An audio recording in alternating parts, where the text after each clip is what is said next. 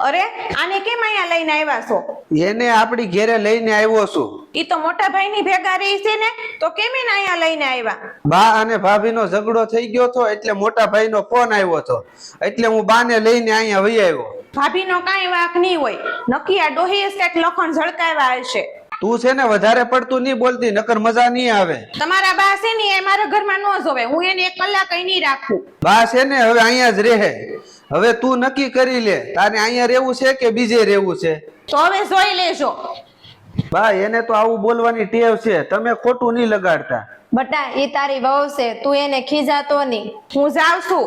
ક્યાં જાશો તું? પેલા બા હાટું ખાવાનું બનાય. ખાવાનું તો હું એને 1 ગ્લાસ પાણીનોય ન આપું. ખાવાનું તો દૂરની વાત છે. હું તો જાઉં છું આ ઘર છોડીને. જો તું આજે આ ઘર છોડીને જાશો ને તો મારી એક વાત યાદ રાખજે, તારા માટે આ ઘરના દરવાજા કાયમ માટે બંધ થઈ જાહે. ના ના બટા, તું આવું નહીં કરતો તારી બાઈ હારે. તારે જો આ ઘરમાં રહેવું હોય ને તો મારા બાને માન અને સન્માન તારે આપવું જ પડશે.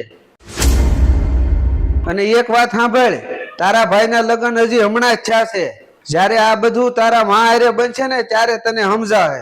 મિત્રો, સાસરિયામાં બધી વહુને સાસુને માન અને સન્માન આપવું જરૂરી છે. જો તમને આ અમારો વિડીયો સારો લાગ્યો હોય તો લાઈક કરો, કોમેન્ટ કરો ને વધુ લોકો સુધી શેર કરો.